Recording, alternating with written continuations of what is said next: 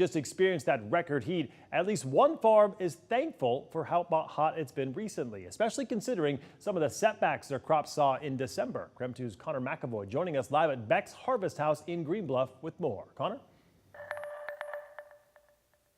Beck's Harvest House is a produce market and farm here in the heart of Green Bluff.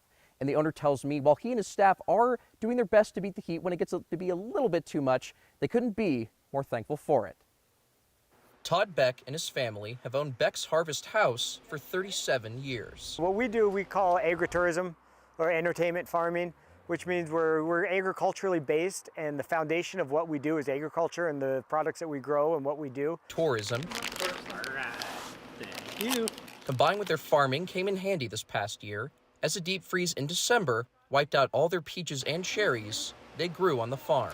If all I had to offer the consumer was just the stuff I grew in the field, I lost that much of my crop in 1 year, it would be devastating to us. Beck says it wasn't the negative temperatures necessarily that played a factor as much as it was timing. In that early one in December, there was still sap and everything growing up in the trees. So it hit so hard, so quick that the tree wasn't ready for it, and that's what killed our peaches and our cherries. While it's a hit Beck says is still being felt by his business, one positive he says this summer season are the warmer temperatures. Even those in the triple digits help make up for lost time.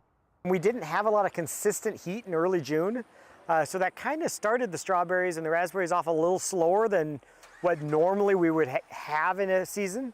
So the little bit of the boost of heat kind of gave a little punch into the berries and really got them ripe, and like the raspberries now, they're coming off are great. They're juicy, they're sweet, they're ready to roll. Ready to roll alongside the heat he's used to. Last week's heat was definitely a little bit more than what we usually get this early in July, but we're in Spokane. We're used to having hot weather. That's part of the great things about living in Spokane is we get nice hot summer days and we get great snowy days in the winter, and we get everything in between. Enjoying what the weather brings his farm now, knowing it's always able to change.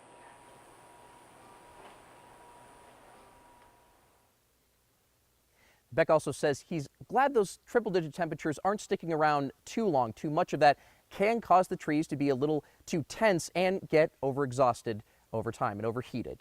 In Green Bluff, Connor McAvoy, KREM 2 News.